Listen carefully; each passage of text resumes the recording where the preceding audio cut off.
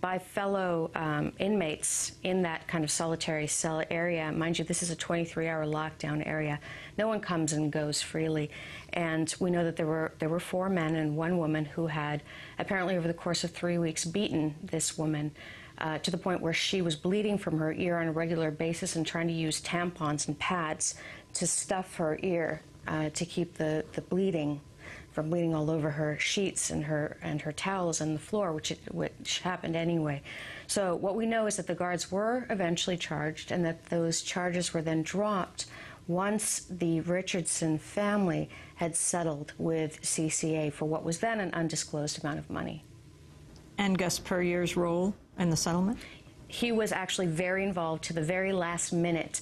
What he did was to hire a bevy of law firms. This is what CCA does. They work with outside law firms, and they got to work on this family and making sure that they were going to sit down at the table for a settlement. She had 2 minor children, so they were ostensibly the primary concern. But as he himself brags in the testimony to the Senate Judiciary Committee, he was proud to be able to say that on February 22nd, 2006, he sat with the family, he sat with everyone until everyone had reached an agreement, and everyone basically went home happy.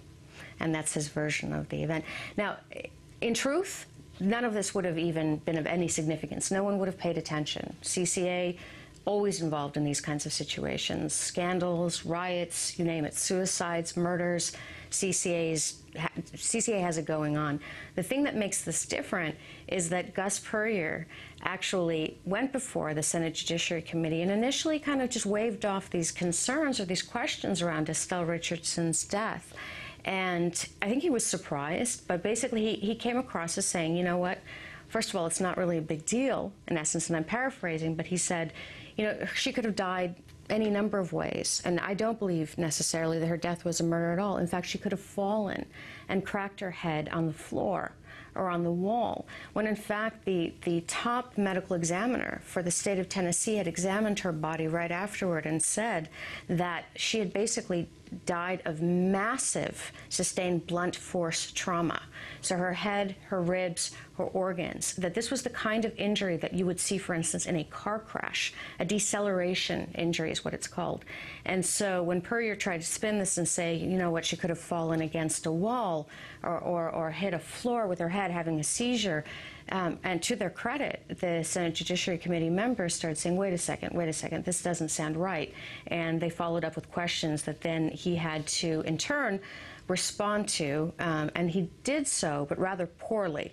And so there are still these remaining questions around why precisely he continues to dance around the fact that her death was indeed ruled a murder.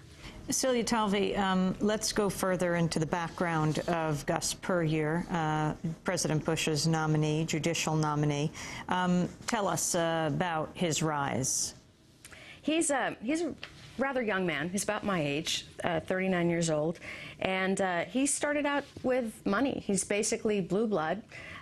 Went to an exclusive Christian high school. He went on to Emory, and then from there he got his law degree, and he went, and he actually, the only 3 years that he served as a practicing attorney with a law firm where he was more or less, as they say, an assistant. He also clerked under a Judge Barksdale, who was also an appointee, a Bush senior appointee.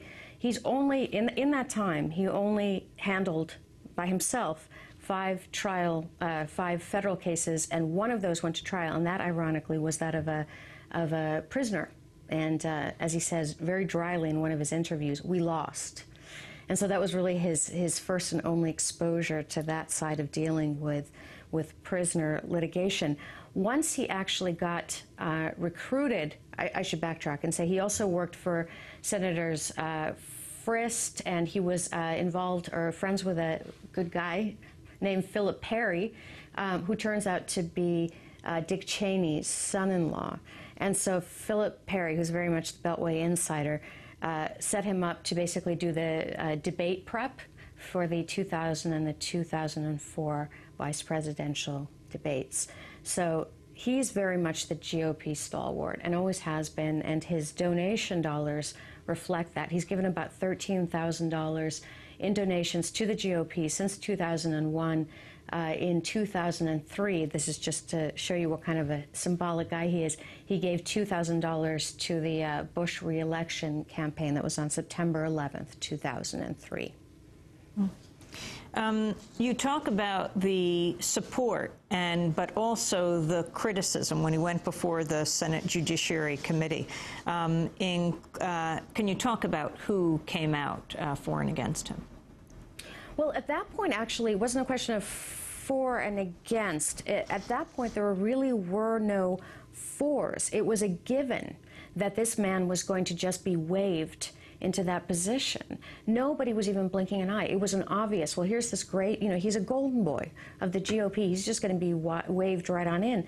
Unbeknownst to him, the Senate Judiciary Committee had received a list of questions and some information from a guy named Alex Friedman, who was a former CCA prisoner, who's also an associate editor at Prison Legal News and has worked with a number of private corrections organizations.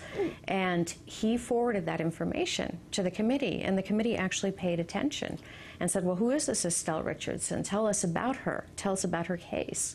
And I was very pleased to see that this kind of thing actually does work this way. They started asking these questions. He was obviously taken by surprise, and that was when he first uttered his statement around, well, she could have fallen. But you have people like Thurgood Marshall Jr. and the primary attorney who sued CCA on behalf of Richardson's two children supporting him in the end once he came into this criticism. Exactly. That comes much late. Well, it actually happens. You're right. Pretty rapid fire after that point. There's this sort of scramble around, oh, my God, what do we do to make sure that he's backed up? And so all of a sudden these letters start showing up. And one of the first is indeed Thurgood Marshall Jr.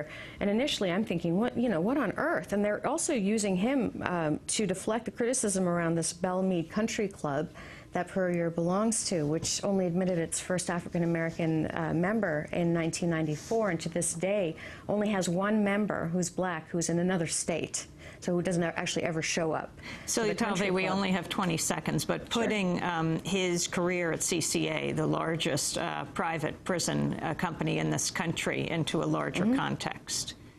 CCA represents the 5th largest prison industry or prison system in the United States. Puryear sits atop that system.